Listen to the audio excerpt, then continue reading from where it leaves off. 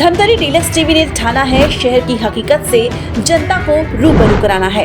धमतरी को स्वच्छ रखते हुए सुंदर बनाने की नागरिक धर्म की जिम्मेदारी रहेगी हमारी सार्थक मुहिम।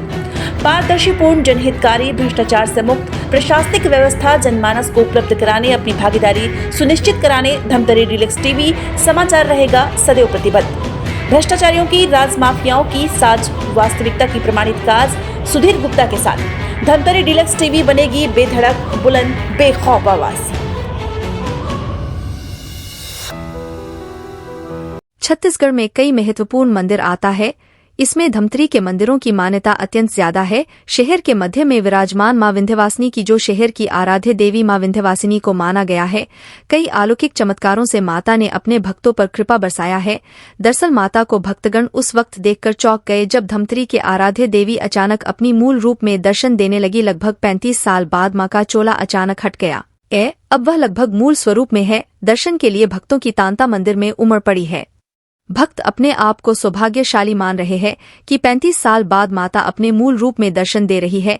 इधर सुबह ही माता की चोला हटाते ही तुरंत समस्त पुजारी ने पट बंद कर माता का श्रृंगार करना शुरू कर दिया। श्रृंगार के बाद माता का दर्शन के लिए पट खोल दिया गया। देवी का चोला 25 किलो का था, जिन्हें गंगा में विसर्जित किया जाएगा। जब चोला हटाया गया तो सभी पुजारी मंदिर परिसर में पहुंचे। इसके बाद पट बंद कर दिए। लगभग 6 घंटे तक मां का चोला को और अच्छे से ठीक कर उसे नए स्वरूप में लाया गया। फिर दर्शनार्थियों को देखने का सौभाग्य मिली। हाँ, मेरा तो घर बाजू में है और मैं रोज नहीं आ पाता, लेकिन अक्सर आता हूँ। राकेश जी ने बताया 35 वर्ष बाद चोला बदला है और आज ही नवीन वाहन के साथ आना ही था मंदिर। मुझे बड़ी खुशी और प्रसन्नता हुई कि चोला बदलते ही अक्षय तृतीया के बाद मैं यहाँ दर्शन करने आया हूँ और बहुत सारे श्रद्धालु आए हैं और सारा शहर आता ही है। सब जो भी धमतरी जिले के निवासी हैं और खास करके धमतरी नगरवासी, इनकी अगाध श्रद्धा है। ये हमारी माता है, हमारी शक्ति देने वाली माता है, धमतरी की रक्षिका है। साथ में अंगार मोती दाई है और पुण्य नदी, पुण्य सलीला, चित्रोत्पला गंगा महानदी पास से ही गुजरती है और पुराने समय में इसी के पास से गुजरती थी, जिसको नवा नदी कहते हैं। वो उसका एक सिरा बंद हो गया, लेकिन ये भी महानदी के ही ऊपर बैठे हैं। भगवान राम के चरण रज यहाँ पड़े हैं और इसके आसपास जो वातावरण है, जो भक्तिमय वातावरण रहता है यहाँ, वो किसी भी धर्म तीर्थ स्थान से का होने का ये प्रतीत होता है। और 35 वर्ष के बाद माता अपने नवीन वस्त्र के साथ, नवीन चोले के साथ दर्शन दे रही है, तो एक अलग तृप्ति मिलती है। धन्यवाद।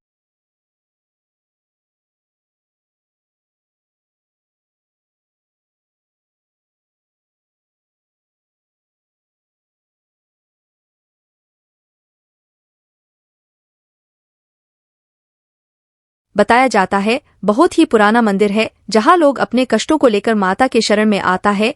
देवी उनकी कष्ट हर लेती है। धमतरी ही नहीं बल्कि देश भर से विदेश लोग दीप प्रज्वलित कराने यहाँ आता है। साथ ही दर्शन कर अपने को सौभाग्यशाली मानते हैं। मंदिर का मान्यता है कि सप्ताह में 2 से 3 दिन सिंदूर और घी से मां का लेप और श्रृंगार किया जाता है। यह सिंदूर धीरे धीरे चढ़ता जाता है।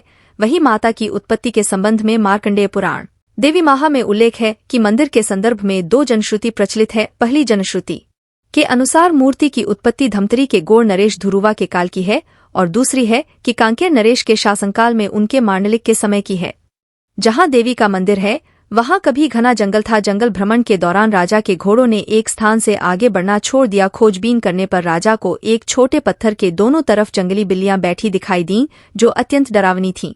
राजा के आदेश पर पत्थर को निकालने का प्रयास किया गया, लेकिन पत्थर बाहर आने के बजाय वहां से जल की धारा फूट पड़ी। इसके बाद राजा को स्वप्न में देवी ने कहा कि उन्हें वहां से निकालने का प्रयास व्यर्थ है, उसी स्थान पर पूजा अर्चना की जाए। राजा ने वहीं पर देवी की स्थापना करवाई। कालांतर में इसे मंदिर का स्वरूप प्रदान किया गया। प्रतिष्ठा के बाद देवी की मूर्ति स्वयं ऊपर उठीन और आज की स्थिति में आई। पहले निर्मित द्वार से सीधे देवी के दर्शन होते थे। उस समय मूर्ति पूर्ण रूप से बाहर नहीं आई थी, किंतु जब पूर्ण रूप से मूर्ति बाहर आई तो चेहरा द्वार के बिल्कुल सामने नहीं आ पाया, थोड़ा तिरछा रह गया।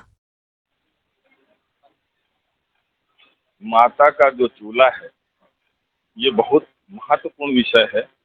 हमारे पूर्वजों से ये माता में चूल्हा लगाने का जो प्रचलन है वो चलते आया है।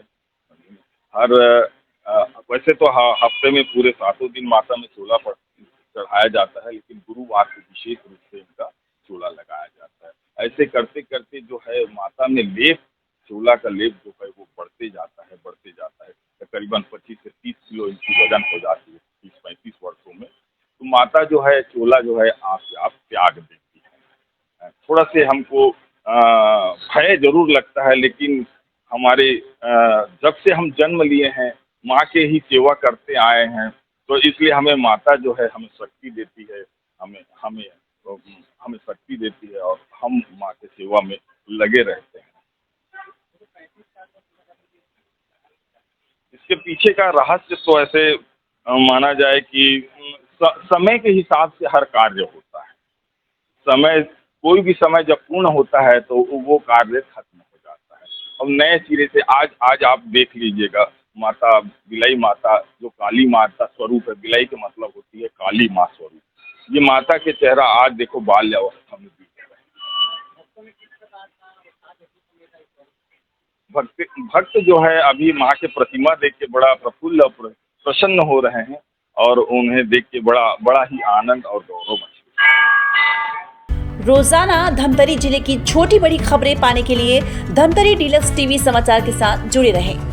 हर खबर पहले पाने के लिए हमारे YouTube channel Dhamtari deluxe TV को सब्सक्राइब कर बेल आइकॉन जरूर दबाएं। इसके साथ ही साथ हम आपको रोजाना धमतरी जिले की छोटी बड़ी खबरों से आपको रूबरू कराते रहेंगे।